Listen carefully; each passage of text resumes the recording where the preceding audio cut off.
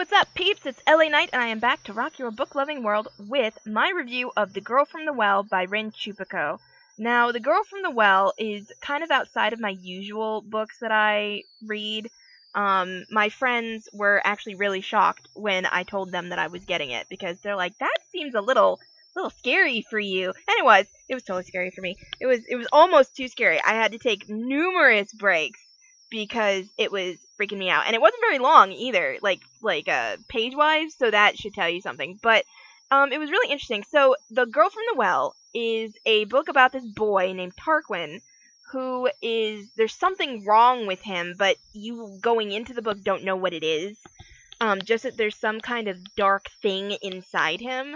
And it's noticed by this ghost named Okiku, who is the girl from the well. Now, for those of you who have seen The Ring, that's the Ring. The movie The Ring is sort of based on the movie Ringu from Japan. You know, the same basic concept. A ghost girl from the well comes up and kills people.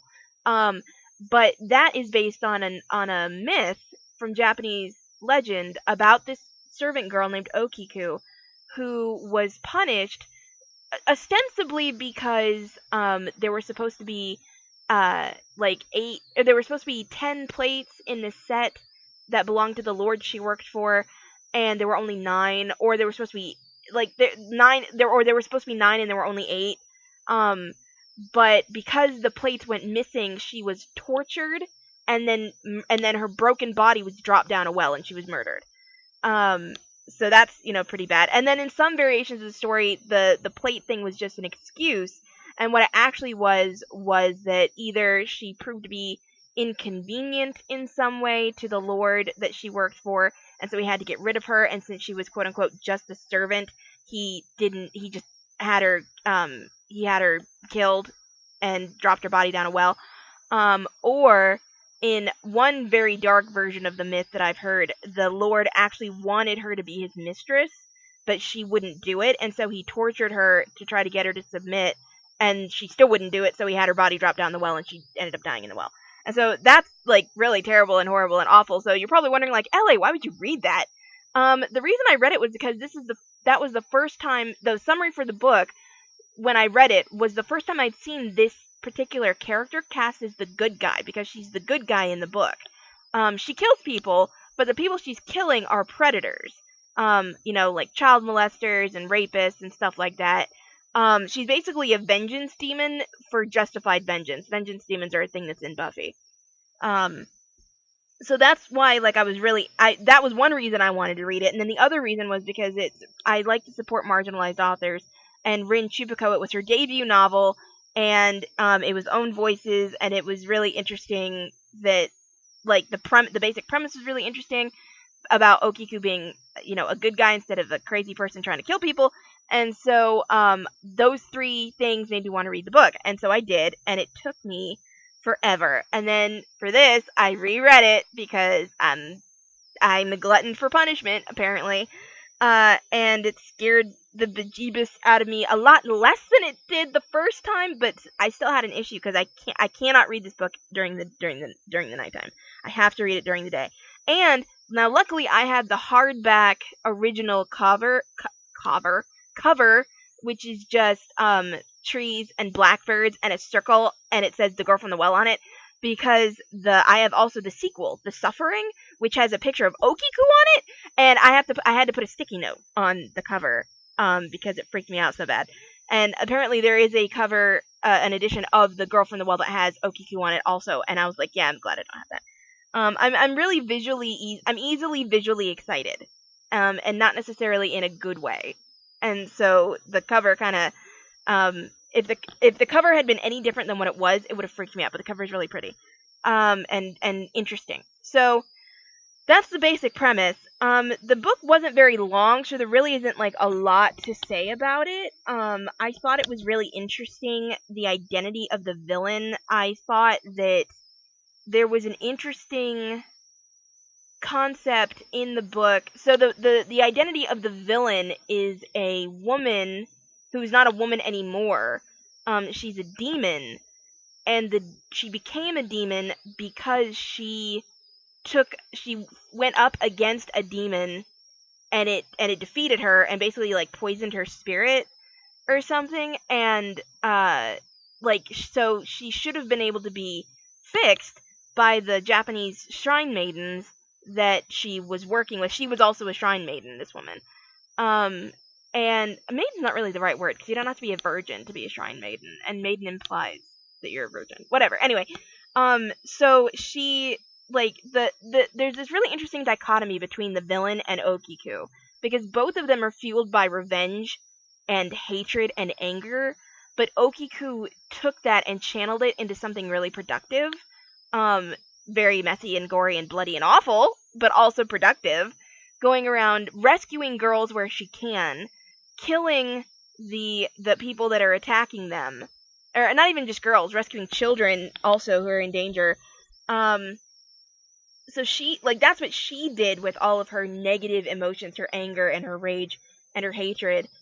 And but the villain let her anger and rage and hatred poison her, and it made her crazy. Like, she's legitimately insane. Like, she's almost rabid now.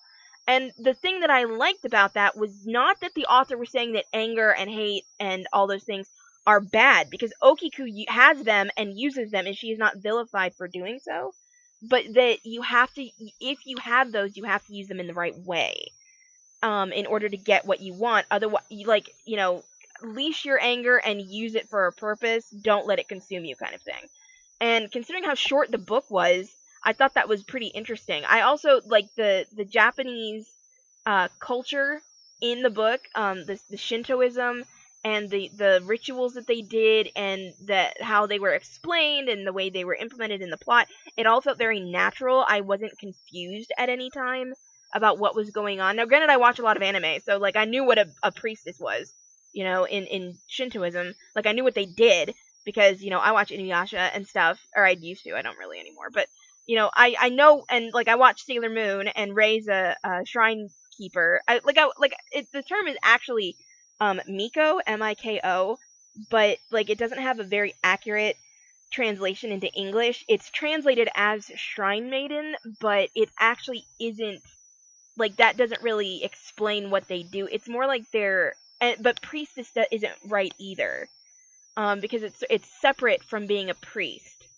So, like, there really isn't, like, an accurate English definition, like, that fits with what the word Miko means.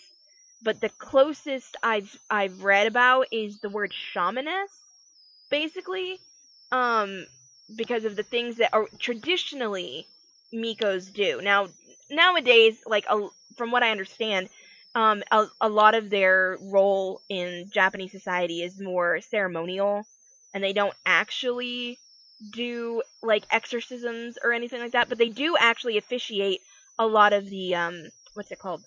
Oh, I can't think of the word. What's it called? Festivals? A lot of the festival ceremonies, like for Obon and stuff, like that is part of their job. So it's like, it was interesting to see that, like, the book really showed, without being heavy-handed or weird or hard to navigate, it showed what Mikos used to be versus what they typically are now versus what they still are in some places in Japan. Like, the role that tradition and Shintoism and ceremony and all of those things, what role that has in their work. The I don't know, like, it's so outside of, like, a quote-unquote typical American mindset. I remember I had this problem when I watched anime when I was very young. A lot of the relationships, and you see this actually in fan fiction with anime fan fiction and manga fan fiction, is that the relationships in Japanese culture are a lot more nuanced than American consumers typically give credit for. And so, because of, and I noticed that in anime, because you see, like, the master-servant relationship in anime, a lot of people just make that, like, automatically romantic, or, this person obviously has a secret crush on this other person, and missing like the nuances of the master-servant relationship, which is a big relationship in Japanese culture. That's just an example of what I mean when I say that the mindset is different in Japan than it is in typical, quote-unquote, typical America. And so because of that, like, there were a lot of things that were contrary to my way of thinking and viewing the world, but weren't confusing because, like, they were well explained and they made sense. It's just, it wasn't a way that I had thought about things before, if that makes sense. And that's really what books are supposed to do. And that's why Own Voices works especially are really important, is to help you have that experience when you read them. Like, books, like, that's one of the things that books do, and not just books, like other forms of media, but one of the things that books do, because this is about books, this is about a book, is that it helps you, like, you know, learn to empathize with people outside of your sphere of experience. And so that was actually kind of interesting. The book was really scary, though. I'm just gonna tell you. Like, I think people should read it, but it was scary AF. Oh my gosh. Like, I feel like 3 or 4, maybe like 7 people died in this book, including, unfortunately, Tarquin's mom. So that was kind of sucky. But, like, most of the people that died, though, they totally deserved it. Now, I will say, trigger warning. Again, there's Okiku's backstory. You don't really know which of the backstories Rin Chupeco was going with this book, other than that, for whatever reason, Okiku did something to help out the Lord, and he thanked her, and then he tortured and killed her. Yeah, what is Prince Charming, right? And then there's a child molester who kidnaps Tarquin and his aunt, but he ends up getting killed. There's a group of boys who kidnap, rape, torture, and murder a girl, but all of that happens off screen, off text, so off the page. It's all happens. You don't see that happen. The girl's already dead when it gets to that scene. But when that happens, those guys all die too, and it's nice that the girl, Okiku, helps her make the transition from being a scared ghost to being a vengeance ghost. Like, I feel like vengeance ghost doesn't sound right, but vengeance demon isn't right, because she's not a demon, she's a ghost.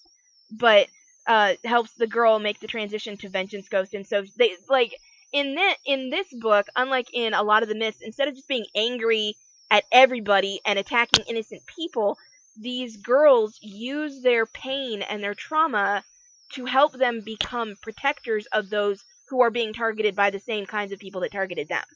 And so that was cool, but there is a lot of dark stuff in this book, not counting, like, the ghosts and the demonic possession. The mom dies. The mom's in an insane asylum. Tarquin's mom is in a mental hospital because his dad is convinced that she is insane. She's actually not, though. So that's kind of sad. Well, I think she is a little bit, just from, like, I think she had, like, a mental breakdown, but she's not, like, schizophrenic, which is what the dad thinks. And then there's, like, you know, there's mentions of rape and torture and child molestation. You never see any of this stuff happen on screen, though, or in text. You never see any of this happen in text. So, like, trigger warning for those things, but that's, like, the level that it's at. It's not, like, super graphic or anything like that. The most graphic, and actually even the killing, when Okiku kills people, that's not very graphic either, because for the most part, she, like, I remember the first time she killed somebody, she, like, talked about how she, like, psychically warped his house and freaked him out, and then she, like, drops down from the ceiling, and you know she's gonna eat him, basically, but that's all she says is, and then I dropped on him. And then, like, so, like, that was scary, but it wasn't graphic, you know? Like, it was very suspenseful. I feel like I'm running out of things to say about this book. It wasn't very long. The ending was interesting. The only thing is I can't tell what is going on between Okiku and Tarquin. Tarquin seems like, I know that they care about each other, but I can't tell if they're in love. I can't tell if they love each other or if they're in love with each other. And if they're in love with each other, I can't tell what kind of love that is.